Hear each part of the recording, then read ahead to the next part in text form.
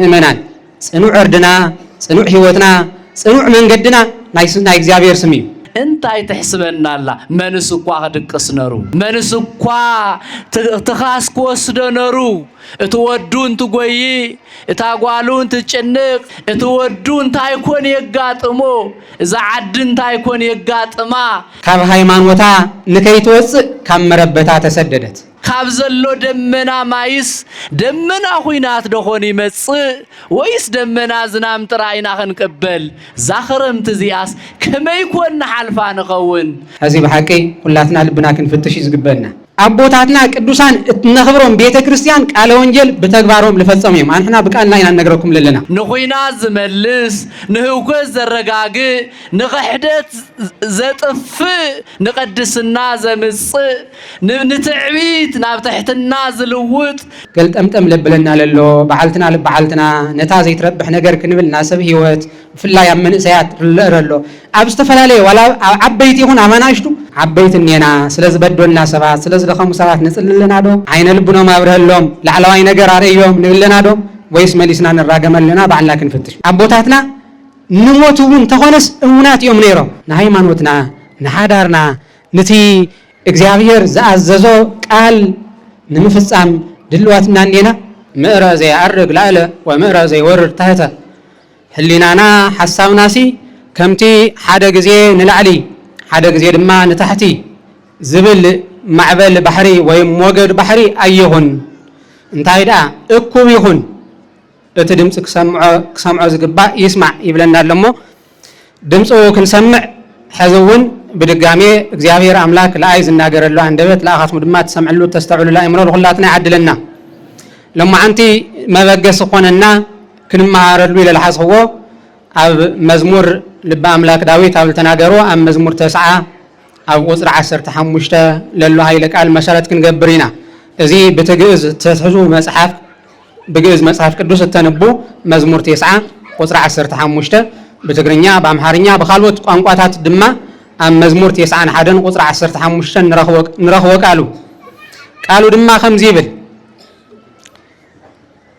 ሃሎኩ ምስሌሁ ኣመም እንዳቤሁ አድህኖ ወእስየብሖ አመከሩ ጊዜ ምስኡ ኣለኹ አድሒነ ድማ ከኽብሮ እየ ይብል ቃሉ ስለ ቃሉ ሕዝውን አምላክና እግዚአብሔር በድጋሚ ክብር ምስጋና ይብጽሐዮ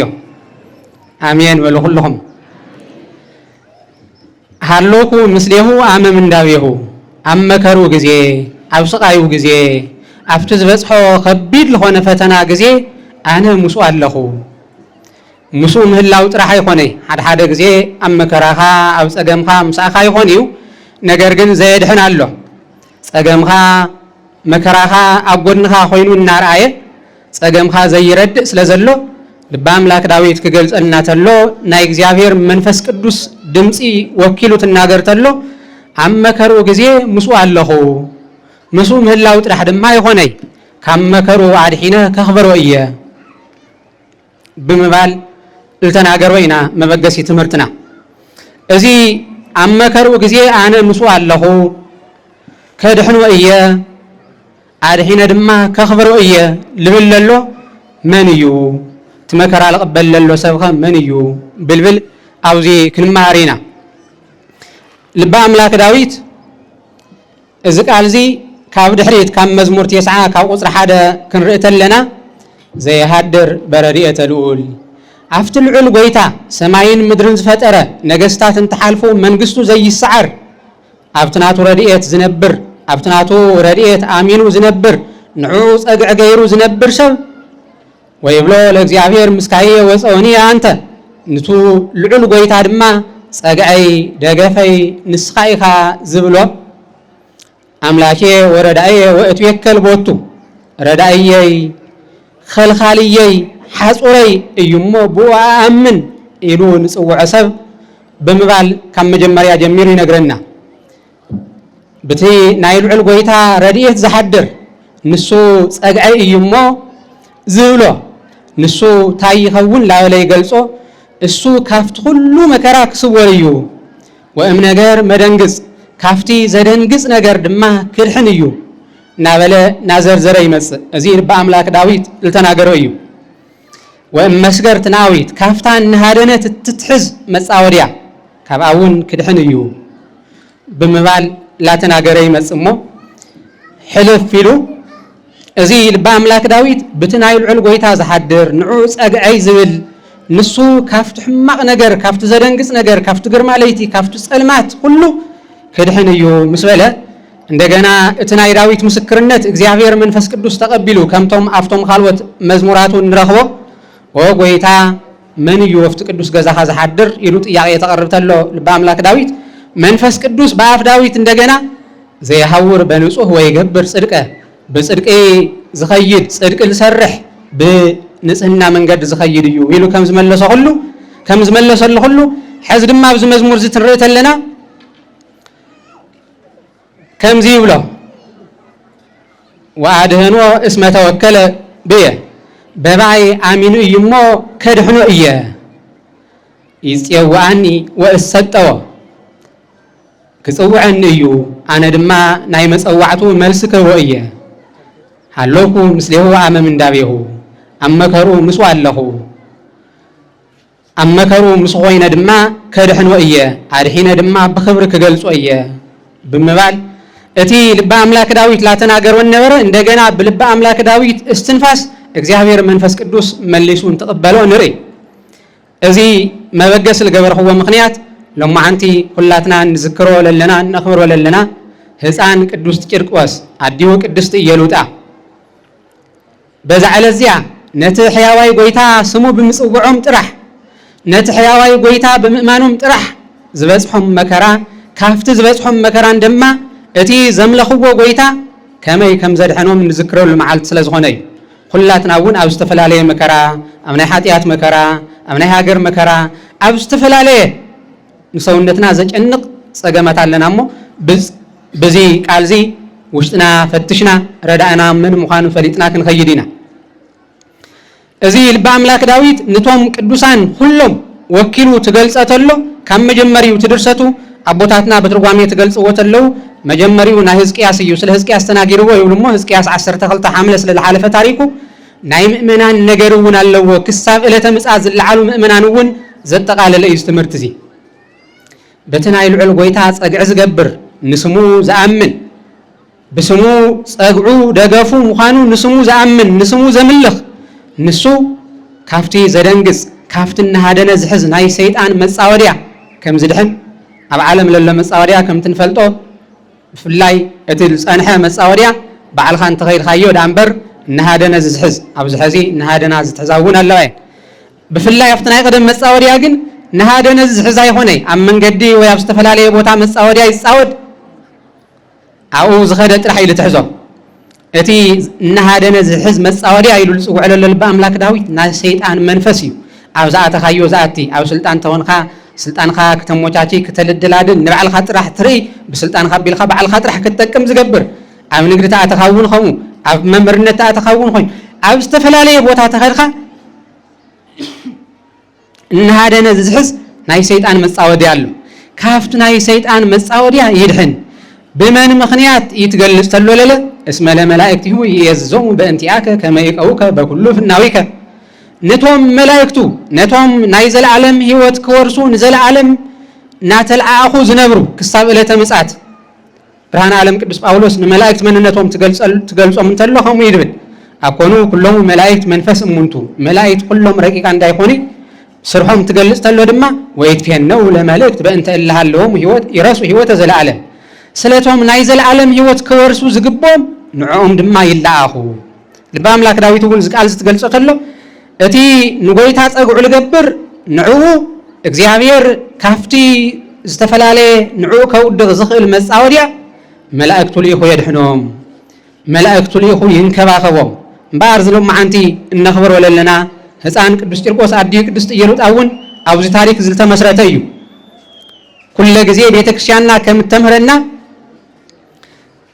ስም እግዚአብሔር ቅዱሳን አቦታትና ስም እግዚአብሔር ኃይሎም ጸግዖም ትምክሕቶም ሁለመኖም ገይሮም እዮም ተንቀሳቂሶም ቅዱስ መጽሐፍ ከም ይብል ጠቢብ ሰሎሞን ኣብ ተናገሮ ስም እግዚአብሔር ጽኑዕ ማህፈድ ናይ እግዚአብሔር ስምሲ ጽኑዕ ዕርድ እዩ ወወቱ ይረውጹ ጻድቃን ጻድቃን ብኡ ይኸዱ ወይተአቀው ብኡ ድማ ይሕለው ናይ እግዚአብሔር ስም ጽኑዕ ዕርዲ እዩ ምእመናን ጽኑዕ ዕርድና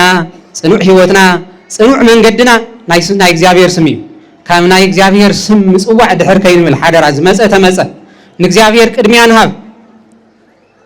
ለማዓንቲ ህፃን ቅዱስ ቂርቆስ እቲ ልበ አምላክ ዳዊት ልተናገሮ ጠቢብ ሰሎሞን እውን ካልኦት ቅዱሳት መጻሕፍት እውን ልተናገርዎ ብህይወቱ ዝተግበሮ መዓልቲ አፍቲ ዝነበረሉ ዘመን ከም ዝሕዚ ምእመናን አስራትኩም በኩራትኩም እናኸፈልኩም ምስ እግዚአብሔር ትራኸብሉ ንሕና መገልገልቲ ቤተክርስቲያን ድማ ስብሐተ እግዚአብሔር ብምብጻሕ ምስ እግዚአብሔር ንራኸበሉ ዘመን አይሆነ ነይሩ ቅዱስ ቂርቆስ ዝተወለደሉ ጊዜ ዲዮቅልጥያኖስ ዝበሃል ኣብ ዝነገሰሉ ካብ 276 ጀሚሩ ክሳብ 306 ዓመተ ምህረት እዩ ናይ ዲዮቅልጥያኖስ ዘመን ነይሩ እዚ ዘመን እዚ ከም ዝሕዚ ምእመናን በአስራት በበኩራት በጸሎት ቤተ እግዚአብሔር ትራኸብሉ ለይሆነስ ቅዱሳን አቦታት እግዚአብሔር ዘገልግሉ ደምም ናንጠብጠው በደሞም ሃይማኖት ዝመስከሩሉ ወቅት እዩ ነይሩ ወቅት እሱ ኒናድና በሓደ በደሞም ሃይማኖቶም በደሞም ልጽሕፍሉ ሰዓት እዩ ነይሩ ሕዚ ደምና ብምንጥብጣብ ለይሆነስ እቲ ፈቃደ ስጋና ለፈቃደ ነፍስና ብምግዛእ እግዚአብሔር ይጥይቀናሎ አቦታትና ዘመን እዚ ቅዱስ ቂርቆስ አዲው ቅድስት ኢየሉጣ ዝነበረሉ ዘመን ግን ቤተ ክርስቲያን ምስትሕያዋይ ጎይታ ዝራኸብሉ ዝነበሩ ብደም ብናይ ሰማዕትነት ደም ነይሩ ኣብዚ ወቅት እዚ አብያተ ክርስቲያናት ክዕጸዋል ተኣዘዘሉ ጊዜ ነይሩ እግዚአብሔር ዘምልኽ ምዃኑ እቲ ኣብ ቀራንዮ ተሰቕለ ሕያዋይ ጎይታ ዘምልኽ ምዃኑ እንተተፈሊጡ ድማ ብዝተፈላለየ መከራ ዝቕጽዐሉ ብሞት ዝቕጽዐሉ መከሩ እውን ዝተፈላለየ ምእንታን ተሰቂቑ ካብቲ ሓቀኛ መንገዲ ክወፅእ ምእንታን ናይቲ መከራ ጽንዒ ናይቲ መከራ ብዝሓት ናይቲ መከራ ሓይሊ ርዩ ነቲ ሕያዋይ ጎይታ ካብቲ ሕያዋይ ጎይታ ካብ ፈቃዱ ካብ ሕጉ ካብ ትእዛዙ ክወፅእ ብዝተፈላለየ መቕጻዕት ዝቕጽዐሉ ዝነበረ ጊዜ እዩ እምበኣር ኣብዚ ጊዜ እዚ ቅድስት ኢየሉጣ ወዳ ህፃን ቅዱስ ቂርቆስ እውን ኣብቲ ዘመን እሱ ነበሩ እሞ ኣብቲ ወቅት እሱ ምእመናን ዝህደንሉ ስለ ዝነበረ ቅድስት ኢየሉጣ ካፍታ ዝተወለደትላ ዓዲ ሮሜ ወይም አንጀቤን ትበሃል ፍሉይ ቦታ ናብ ካልእ ቦታ ተሰደደት ካብ ሃይማኖታ ንከይትወፅእ ካብ መረበታ ተሰደደት ሕዚ ብሓቂ ኩላትና ልብና ክንፍትሽ ዝግበአና ንሕና ኣሙቕ ገዛና ኮይና ካብ እግዚአብሔር ዝተሰደድና ብዙሓት ኢና ኣሙቕ ናብራና ኮይና ቅድስት ኢየሉጣ ወዳ ህፃን ቅዱስ ቂርቆስ እንካፍቲ ሰማያዊ ርስቲ መጀንበርታ እምበር መወዳእታ ዘይብሉ ርስቲ ካብ ክተርፍ ካብቲ መረበተይ ክወፅእ ወዳ ሒዛ ተሰዲዳ እዩ ኣብቲ ዝተሰደደቶ ቦታ ድማ ካሊእ ኣይፀንሓይ ንሱ ተመሳሳሊ ፀኒሕዋ ናይቲ ዓዲ መስፍን ቆዝሞ እለእስክንድሮስ ዝበሃል ነይሩ እለእስክንድሮስ ዝበሃል ነይሩ ናይቲ ዓዲ መስፍን እንደገና ኣብኡ ምስ ኸደት መፀዋዕታ ቀሪብዋ እዚኣ እግዚአብሔር እተምልኽ እቲ ስኻ ትጸልኦ ለለኻ ክርስቶስ እተምልኽ ክብሪ ምስጋና ነቲ ሕያዋይ ጎይታ ብቀራንዮ ተሰቕለ ይኹን ንዑ እተምልኽ እያ ኢሎም ሰባት እንደገና እቶም ናይ ኣጋንንት መንፈስ ዘለዎም ጥቆማ በፂሕዎ ተፀዊዓ ቅድስት ኢየሉጣ ኣብቲ ቤተ መንግስቲ ቀሪባ መን ይኽተምልኺ እቲ ተምልኽዮ ለለኺ ዘድሕን ዝፍውስ ኣይኾነይ ኣብቶም ጣዖታት ስገዲ ብሰላም ክትነብሪ ዝደለኽዮ ነገር ኩሉ ክማለለኽ እንድሕር ኮይኑ ከምዚ ልብል መፀዋዕታ ቀሪብዋ መን ክነምልኽ ከም ዝግብአና እቲ ናይ 3 ዓመት ህፃን ይንገረና ንሱ ይጠየቕ በለቶ ናይ 3 ዓመት ህፃን ቅዱስ ቂርቆስ ቀሪቡ ኣብኡ ትቐርብ ተሎ እቲ ንጉስ ናወደሰ ቀሪብዎ ይብል ሰላም ለከ ፍስሓ ገጽ ህፃን ፍስሓ ገጽ ኣታ ገጽኻ ደስ ዝብል ብሩህ ገጽ ዘለካ ህፃን ሰላምታ ንዓኻ ይኹን ብምባል ብውዳሴ ከንቱ ንብዙሓት ሰባት ውዳሴ ከንቱ የውድቕ ስለ ዝኾነ ብዙሓት ብውዳሴ ከንቱ ላተጠለፍና ኣዴና ቅድስት ሔዋን ናይ መጀመርያ ዝወደቐትላ ምክንያት እያ ነይራ ውዳሴ ከንቱ ነይራ ንግስተ ሰማይ ወምድር ኣብ ሰማይን ኣብ ምድርን እትነብሪ ንግስቲ ልብል ምስጋና ነይሩን ልልነና ቅድስት ሔዋን ዕፀ በለስ ክትቆርፅ ምክንያት ዝኾና ኣብዚ እውን ህፃን ቅዱስ ቂርቆስ ከምኡ ክታለል መሲልዎ እቲ ንኣዘጋገየ መንፈሰ ሰይጣን ኣብቲ ንጉስ እለእስክንድሮስ ሓዲሩ ገጽኻ ደስ ልብል ሕጉስ ዝኾንካ ቆልዓ ልብል መፀዋዕታ ቃል ተቐርበሉ ተሎ አይ እዋ ሓቅኻ ኣነማ በቲ ተሕጓስ ዝህብ ጎይታ ዘምልኽ ስለ ዝኾንኩ ኣባኻ ግን ተሕጓስ የለይ ኣነ ግን ነቲ ተሕጓስ ዝህብ ካብ ምድሪ ክሳዕ ሰማይ بتحواس كنبركا زخل نزل عالم بيوت كنبركا زخل قويتا زملخ سلازوخنخو حقها عواخا قن تحواس يلي أو سيطان تحواس لزيلو أو سيطانن أو سرحون تحواس يلي بزوح قزيه كحقوسنا يلو أو دامستوسيدنا بناقو نحزننا يزعل بزوح قزيه كحقوسنا يلو أو استفل عليه بوتاوسيدو ناتعسنا نحزننا يلوعل تحواس أفتحياوي قويتا سلازلو مالتي دحر نتوم تعوتات سجد زرر هاي كله كمال الهاي تبهل تلو إذا التولم للخات تعوتات بإله تسلسل تفتروا إصابات كدحنو زي خلو نعيون كدحنو زي خلو كلهم دما أمك الرشان نفرد ذاته تماول من الله لسجدوا للو بإله تدين نفرد زورد يوم إلو هسان كدوس تركوس أنا كريستيانية نتي أبكراني والتسقل اللي قويت أيه لسجد ولا رأي أبوتاتنا كدوسان نخبرهم بيت كريستيان قالوا إنجيل بتكبارهم لفتصميم إحنا بقال لا يننقركم لنا بقال لا ينسكر لهم لنا بزحات أبوتاتنا بقالن بتكبارن زنبرو بزحات يوم جن كم توم زحالوا أبوتاتنا جنا يخوني أتي قويتا زبلو كدست كرقوس كدوس كرقوس أبديو كدست يلوتا قويتا أو إنجيل لصحافه يوم بيوتن فتصميم سلام تاي في الله عادك مزامرتو عبلته موتو أبي يوحنس ونجيل أتي نايم السنابت معرفات النبلو كاب 10 شعات للم معرفات ترينا أب 10 معرف لدك مزامرت التناجروا من يرو ويبيلهم وجزي يسوع تذكروا عليه زي بيركم قويتا يسوع كريستوس ندك مزامرتو 5 بالهم يبي تاي يتزوجكم قال استاوسوا تاي بالقال نيرو قالوا جبر زي أبي مجزيو كاو قويتو زعبي مجلجل يلي وي هواريا مزفنوا كافتي زلعقو زبلس هواريا يلي كاو قصيل تايلو وهم كماجي هاي سددوا كياكموني سددوا كم نعاي كاو سددوا كاببارروني مدن عالم كريستوس من تانا كبل كبيتلهم لاو جبس تسددي كل جزين فلتو تاريخ سلازوخنا نعاي كاو سددوا نوهاب يهوت نوهاب يبركت كاو سددوا سي نعاختهم كسادلهم يوم السطر حي هوني حواريات تخطلهم تلو بقلصي اتاب عالم كرهو زغبا اتي اب عالم كرهوم زغبا نجر بقلص نجر ياختلوهم شفين حبيب ابلا هوني اب عالم للو سب كختلو سب كصقعو تحسبتلو مسايته وين خازي تتقم زي تربح دانبر تغودنا غودلل مكرا يገልጽي مدينه عالم كريستوس لعلواي هيوت ግን ኣብ ምድሪ ግን ሓሳር መከራ ከም ዝበጽሖም ትገልጸሎም ተሎ እቶም ዝቀትልኹም ዘሳድድኹም ሁሉ ንእግዚአብሔር መስዋዕት ዘቅሩ ዝመስሎም ግዜስ ክበጽሕ እዩ ኢሉ ነጊርዎም ነይሩ ወይም ከመቻ የሰደዱ ቻክሙኒ ይሰድብኩም ሙሰለ ኣብቱ ምዕራፍ 16 ከይድና ክርብተለና ድማ ከም ይብል ታይ ይብል ወባህቱ ትመጽእ ሰዓት ክትበጽሕ ያ ከመ ኩሉ ዘይቀትለኩም ያበው ይመስሎ ከመ ዘይያበው መስዋዕት ለእግዚአብሔር እቲ ዝቀትለኩም ሁሉ ንእግዚአብሔር መስዋዕት ዘቅርብ ዝመስለሉ ሰዓት ክበጽሕ እዩ ልብል ለቦታትና ሐዋርያት ነጊርዎም ነይሩ ናይ አቦታትና ሐዋርያት ተከተልቲ ቅዱስ ቂርቆስ አዲው ቅድስት ኢየሉጣ ካመረበቶም ተሰዲዶም አፍትስ ተሰደድዎ ድማ ሐቅ መስኪሮም አታው ዝሕ ሰዓት ሐቅ ካብና ሃሜ ገሪያት ጥፍለላ በሐቅ ምእመናን ሐቅ ምስካር ሐቅ ምንጋር ሐቅ ምስራህ ሐቅ ምፍራድ ትርሐቀላ ክነስተውዕል ይግበና ነዚ ሓላፍ ዓለም ክንብል ነቲ ዝጠፍእ ክብሪ ክንብል ነቲ ን30 ን60 ን70 ን80 ዓመት ንነብረሉ መናብሮ ክንብል ካብቲ ሕያዋይ ጎይታ ከይንፍለይ በሐቂ ክነስተውዕል ይግበና ህፃን ቂርቆስ ትነኽብር ተለና ህፃን ቂርቆስ ወዲ 3 ዓመት ኮይ በሐቂ ስለምንማር ተተሓስብ ነይርኮ 70 ዓመት በተዳዊት ለቀመጠ ኳስ ተሪና 67 ዓመት አለዎ ግን ና 67 ዓመት መነባብሮ ያሕሰወይ ድሕሪው ለለ ህይወት ይርዩ ሕፃን ይጾሚ ገልጠምጠም ለብለና ለሎ በዓልትና ለበዓልትና ነታ ዘይትረብሕ ነገር ክንብል ናሰብ ህይወት ፍላይ ኣብ መንእሰያት ረሎ ኣብ ዝተፈላልየ ዋላ ዓበይቲ ይኹን ኣመናሽቱ ዝተፈላልየ ካብ ናይ ጽድቂ መንገዲ ወፂኻ ዝስራሕ ለሎ ስራሕቲ ናይዚ ዓለም ዝጥራሕ ላርአና እሞ ሰማያዊ ነገር ክንርኢ እግዚአብሔር መንፈስ ቅዱስ ይሓግዘና ሰማያዊ ነገር እንድሕሪና ብምድራዊ ነገር ኣይንባእሲ ኣይንጨቃጨቂ ኣይንተሃላለኺ ስለምንታይ እዚ ዓለም እዚ ብግዚኡ ብሰዓቱ ክሓልፍ እዩ ዘይሓልፍ ስራሕና ሒዝናዮ ንኸድ ላፍቲ ሕያዋይ ጎይታ ግን ኣለና ኩላትና ሓንቲ መዓልቲ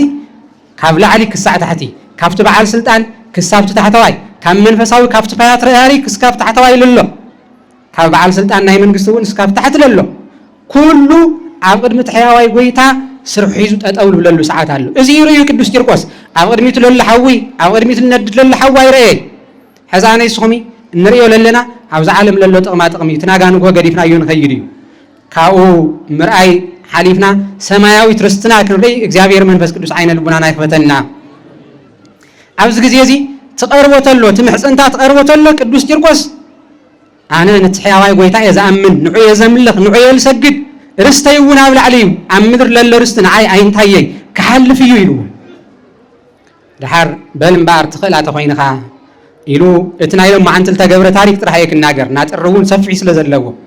تخيل أتخوينخا عبي برميل أمسيو ببزوح توم نادر تزبهالو عنجتات عنديلو أتي عبرميل للماي كمتناي خرمت دمس النسمع لنا شواح وحتى نقول قار خرمت كساب لسمع عفلحه أو نكأتو دما والسنة أبز جزيزي حساو تغيره دقما ممحس أنت قريبه حسان قدوس ቂርቆስ حزون تزندد حول على نسواي رأي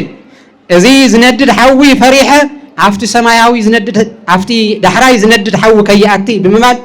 أتي أو أرمي تلل ندد حواي ترأيوي عديو قدس يروتا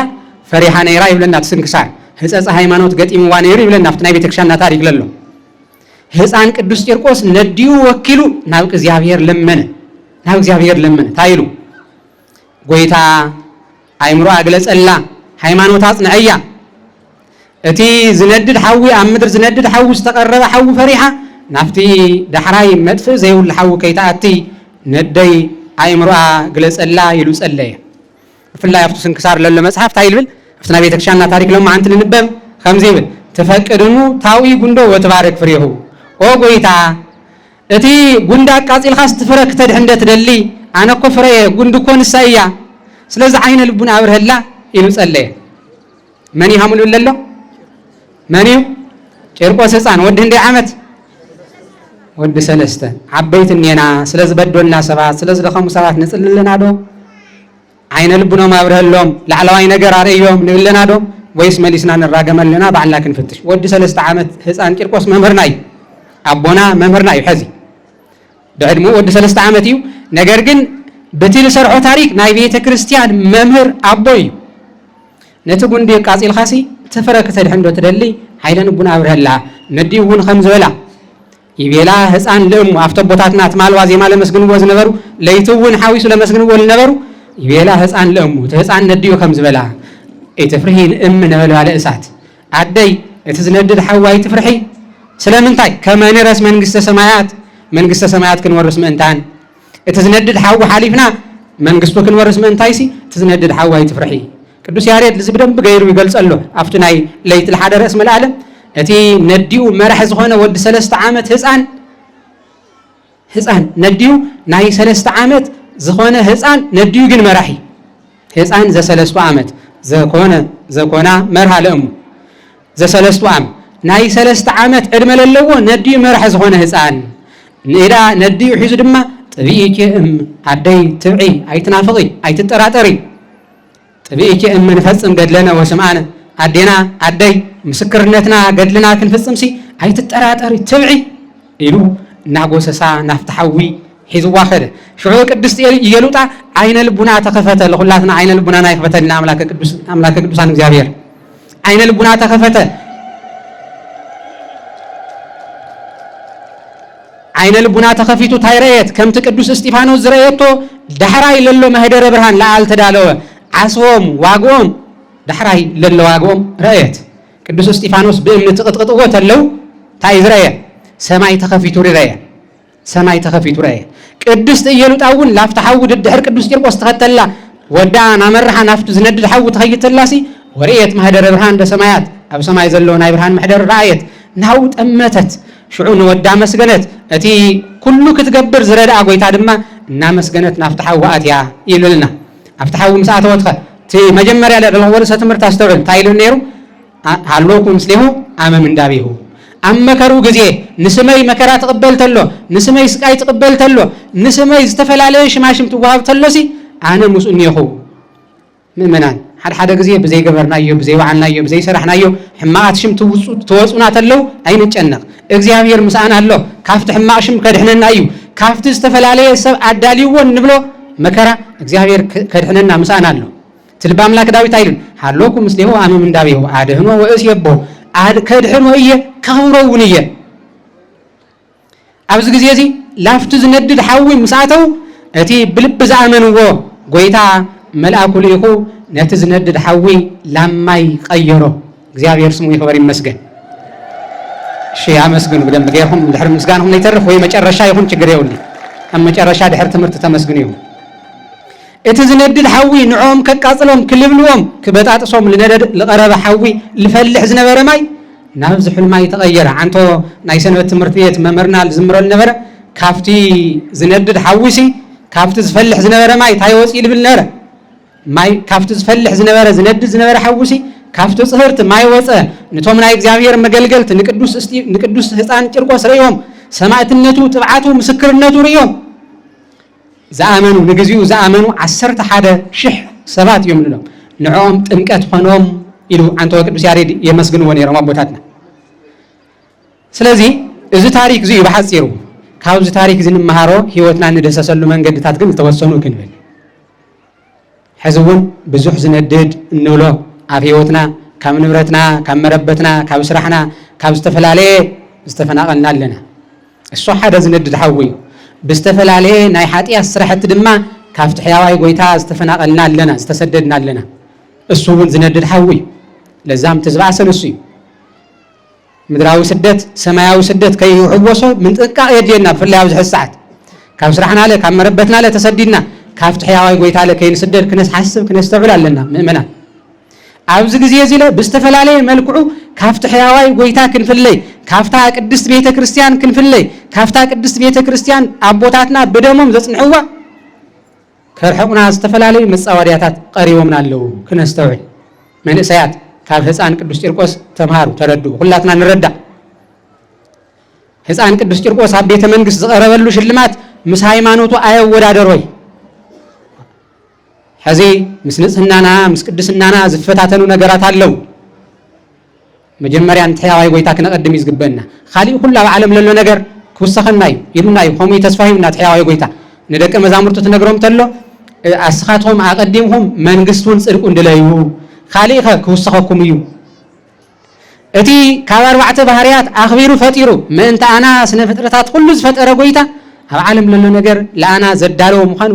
ክንርስዕ ይብልናይ እሱ ጎይታ ከሐስበናዩ ንሕና መጀመሪያ ግን ሃይማኖትና ክንሐስበልና لا حقك الناجر حقك مسكر من حق من قدك الملالس بحق من قدك الملالس أبوتاتنا نموتون تخونس أمونات يوم نيرو نهاي مانوتنا نحادارنا نتي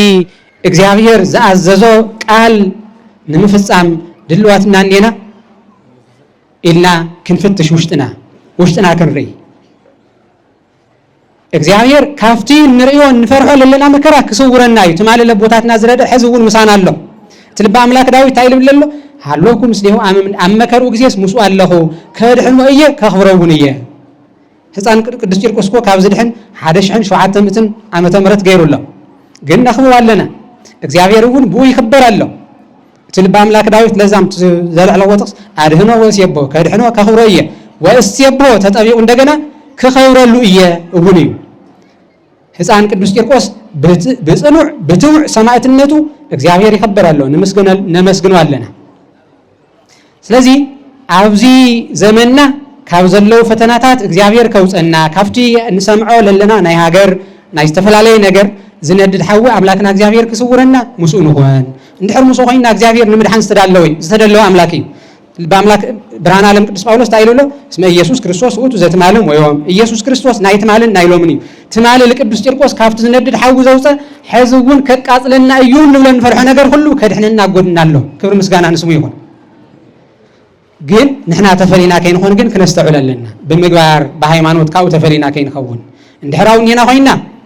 ኣብኡ ክንጸንዕ ክንብርትዕ ክሳብ ናይ መጨረሻ ከምቲ መጽሐፍቲ ዝብልና ክሳብ ሞት ዝተኣመንካ ኾን ናይ ህይወት አክሊል ክትቀበል ኢኻ ብርሃን ዓለም ቅዱስ ጳውሎስ ኣብ ጢሞቴዎስ መልእኽቱ እሙን ነገር ሓቂ ርዱ ነገር ዝእዩ እምከመ አረይነ መዊተ ንኤሪ ህይወተ ምስኡ ብሞት እንተሓባቢርና እንተመሲልናዮ ንዑ ብኽብሪ ክንመስሎ ኢና ብትዕግስት እንተመሲልና ንዑ ክንመስሎ ኢና ብኽብሪ ብምንጋስ ክንመስሎ ኢና እዚ ኣብነት ክንገብር ድማ ተዘከሮ ለኢየሱስ ክርስቶስ ዘተንሥአ እሙታን ነቲ ብግፍዒ ምእንታና ተሰቂሉ ሞይቱ ዝተሰ ጎይታ ሕሰቦ ንዑ ዘክር ኢና እሞ ጎይታና ላዘከርና ቶም መሪሕ ዝኾና ቅዱሳን ኣቦታትና ላዘከርና በታ ቅድስት ኦርቶዶክሳዊት ሃይማኖትና ክንጸንዕ እግዚአብሔር መንፈስ ቅዱስ ይሐግዘና ናይ ሰማዕት ናይ ቅዱስ ቂርቆስ ናይ አድዩ ቅድስት ኢየሉጣ በረከት ናይ ሰማያዊ መልአክ ቅዱስ ገብርኤል ተራዳእነት ናይ እግዚአብሔር አብ ምሕረት ናይ እግዚአብሔር ወልድ ፍቅር ናይ እግዚአብሔር ወልድ ፍቅሪ ናይ እግዚአብሔር መንፈስ ቅዱስ ሕያዋይነት ምስኩላትና ይኹን። ወስብሐት ለእግዚአብሔር። እግዚአብሔር ዝፈቶ ናይ ጽድቅ ስራሕ እግዚአብሔር ዝሕጉስ ስራሕ ወይን ድማ ኣብ መንግስተ ሰማያት ዓብይ ስራሕ እንታይ እዩ ኢሎም ጠይቆሞ እንታይ እዩ እቲ ዝዓበየ ናይ መንግስተ ሰማያት ስራሕ እንታይ እዩ እዚ ኢሎም ምስ ጠየቅዎ ነቱ ህፃን ፀውዖሞ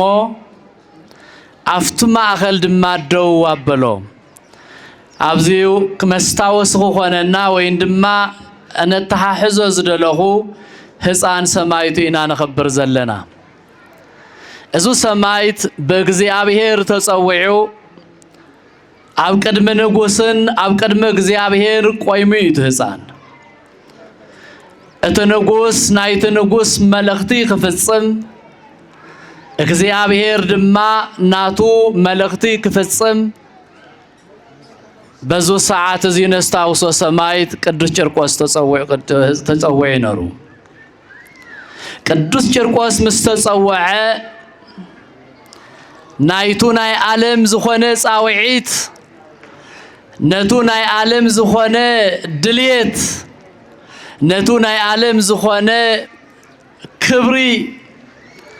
ኣይኮነን ተመልኪቱ እቲ ህፃን ታይ ደኣ ተመልኪቱ እንተይልና ሰማያዊ ተመልኪቱ ድሕሪ ጎይታ ኢየሱስ ክርስቶስ ነቲ ህፃን ኣቆይሙ ፀዊዑ ከምዙ ህፃን እዚዩ እንተዘይ ኮይንኩም አማን እብለክሙ ለእመ ኢተመየጥክሙ ወይኮንክሙ ከመዝንቱ ህፃን ኢትበውኡ መንግስተ ሰማያት እንድሕር ከምዙ ህፃን እዚዩ እንተዘይ ኮይንኩም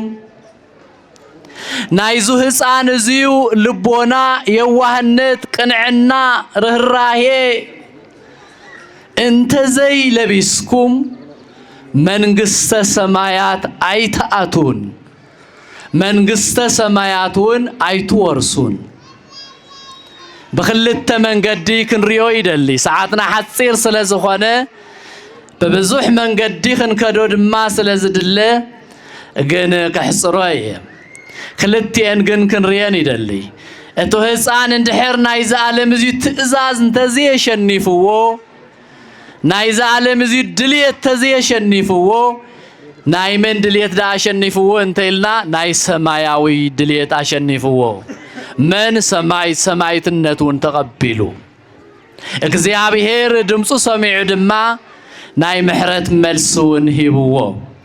እቲ መከራ ንደስታ እቲ ጭንቂ ንምርግጋ እቲ ሓዘን ንሓጎስ ምሰድዩ እግዚአብሔር ሰሚዑ ቅዱስ ዝኾነ ስራሕ አፈጺምዎ ናይዚ ምምልካት የድልየና ብኻሊእ መንገዲ ድማ እዞም ኣብ ቅድመይ ዘለዉ ህፃናት ትርእይዎም ዘለኹም ሕዚ ንፅባሕ ዝኸውን ንድሕሪ ሰዓት ዝኸውን መጻኢ ዝኸውን ክፍኣት ወይን ድማ ምንቀይነት ተንኮል የብሎሙን እንታይ ዳዮም ዝሓስቡ እዞም ህፃናት እዚኣቶም ታሕዚ ዘለዋ ተሓጓስ ህዝቢ ተኣኪቡ ናይ እግዚአብሔር ቃል እንዳተነገረ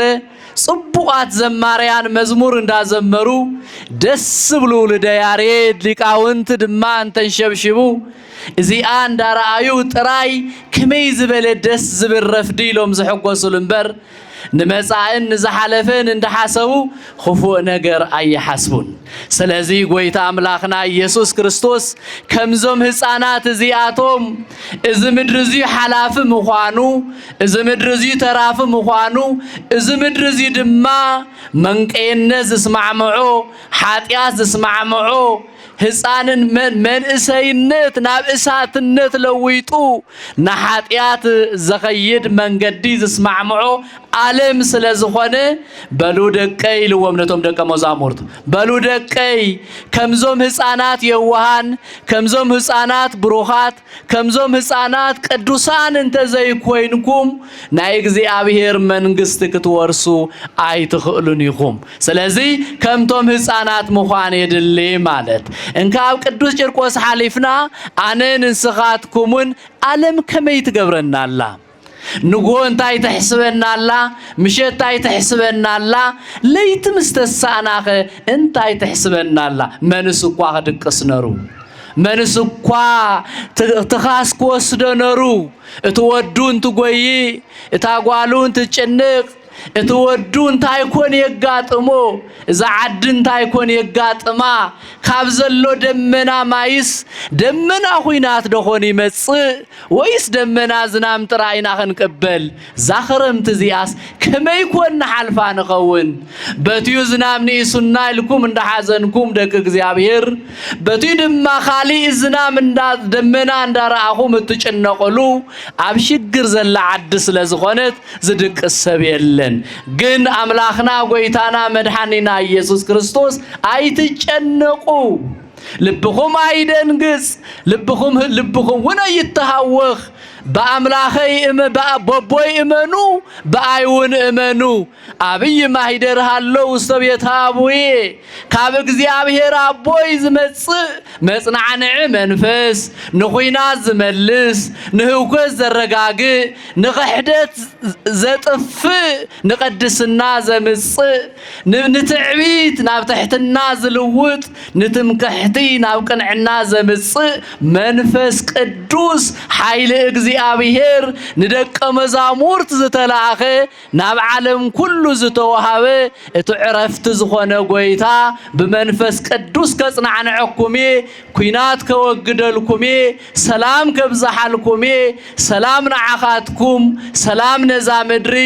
ሰላም ንኹሌኹም ኣብ እንዳቦይ ሰፊሕ ገዛ ኣለኩም እስኻትኩም ናይ ሰይጣን ኣይኮንኩምን ውልደ እግዚአብሔር ደቀ ኢኹም እሞ መንፈስ ቅዱስ ምሳኻትኩም ይኹን ኃይሉን ምሳኻትኩም ሚንበር ነፃነትኩምን እግዚአብሔር አውጅልኩም ሰላም ሰላም በሉ መንፈስ ቅዱስ ሰላም ክገብረልኩም ልብኹም ይተሃወኽ ይብለና ለተቃልሞ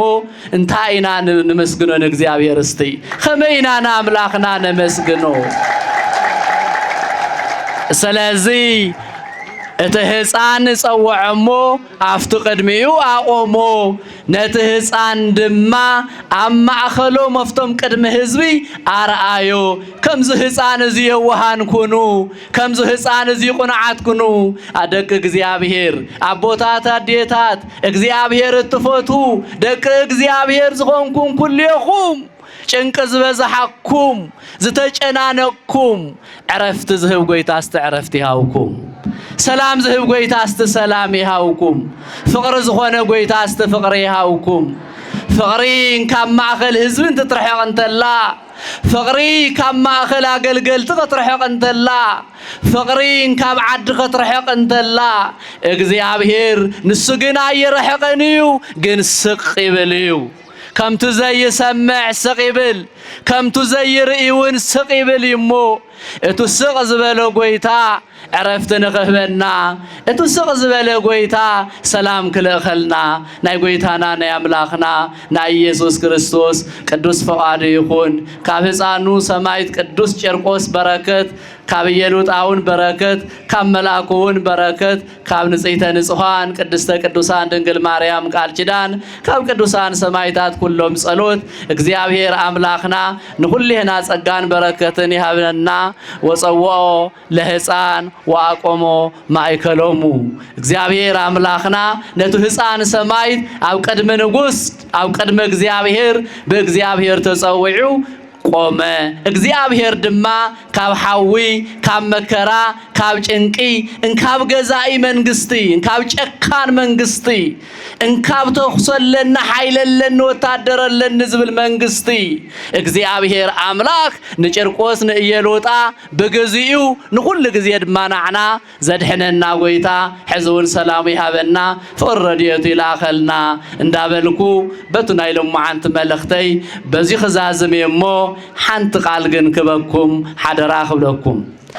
በሉ እግዚአብሔር አምላኽና እቲ ዝጎደለውን ይመላልና እቲ ዝጨነቀናውን ይወግደልና እቲ ዝረሓቀናውን ይቅርበልና እቲ ተበተነ ህዝብናውን ይአክበልና እቲ ብማይን ብጭቃን ተሸጊ ዘረ ህዝብናውን ንገዙ ይእትወልና ጎይታና አምላኽና መድኃኒና ኢየሱስ ክርስቶስ ሁሉ ዝከአለካ ጎይታ ኢኻ ሁሉ ትገብር አምላኽ ኢኻ እንካብ ሓው ተውፅእ እንካብ ባሕሪ ተስግር እስኻ ስለዝኾንካ ነዚ ህዝብ እዙዩ ካብ ክፉእ ነገር ኩሉ ክተስግሮ ቅዱስ ፍቃድካ ይኹን በዓሉ ናይ ሰላም ናይ በረከት ናይ ይቅርታ በዓል ይግበረልና ከምዚ ዓመት ድማ ከምዚ ሕዚ ተፈራረቀ ዘይኮነስ ደስ ኢሉና ኩሉ ህዝብና ተኣኪዩ ፍጹም ዝኾነ ሰላም ዝመልኦ በዓል ክነኽብር ናይ አምላኽና ናይ ጎይታና ናይ ኢየሱስ ክርስቶስ ቅዱስ ፍቃድ ይኹነልና ናይ ቅዱሳን ጸሎት ናይ ድንግል ማርያም አማላጅነት ምስኩልህና ይኹን ወስብሃት ለእግዚአብሔር ወለወላዲቱ ድንግል እግዚአብሔር አምላኽና ሰላሙ ይሃበና